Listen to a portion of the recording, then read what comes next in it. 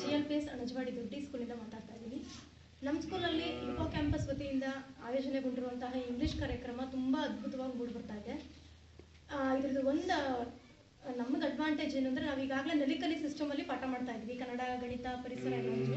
English ನಮಗೆ ಬೇರೆ ಸಬ್ಜೆಕ್ಟೇ ಆಗೋಗಿತ್ತು. ಈ ಯುವ ಕ್ಯಾಂಪಸ್ ತರಬೇತಿಯಿಂದ ನಮಗೆ ನಲಿಕಲಿಗೆ ತುಂಬ ಹೋಲುತ್ತೆ ಇದು. ನಲಿಕಲಿಯಲ್ಲಿ ನಾವು ಹೇಗೆ ರಗಸದ, ಜವಮೋಪನ ಆ ಥರ ಹಂತಗಳಲ್ಲಿ ಕಲ್ಸ್ಕೊಳ್ತಾ ಹೋಗ್ತೀವಿ ಕನ್ನಡನ. ಇಂಗ್ಲೀಷು ಅದೇ ಥರ ಇದರಲ್ಲಿ ಮ್, ಆಟ ಆ ಥರದ್ರಲ್ಲಿ ಅವರು ನಾಲ್ಕು ಲೆಟರ್ಸ್ ಕಲಿಸಿದ ತಕ್ಷಣ 4 ವರ್ಡ್ನ ಬರೆಯೋದಕ್ಕೆ ಪ್ರಿಪೇರ್ ಆಗ್ತಾರೆ. ಇದರಿಂದ ಮಕ್ಕಳಲ್ಲಿ ಇಂಗ್ಲೀಷ್ ಬಗ್ಗೆ ಯಾವುದೇ ಸಂಕೋಚ ಆಗಲಿ ಅಥವಾ ಭಯ ಆಗಲಿ ಆ ಥರ ಯಾವುದೂ ಇರೋದಿಲ್ಲ. ತುಂಬ ಚೆನ್ನಾಗಿ ನಮ್ಮ ನಲಿಕಲಿಗೆ ತುಂಬಾ ಹೇಳಿ ಮಾಡಿಸ್ದಾಗಿದೆ ಈ ಯುವ ಕ್ಯಾಂಪಸ್ ಗೊತ್ತಿದ್ದು ಇಂಗ್ಲೀಷ್ ಫ್ರೆಂಡ್.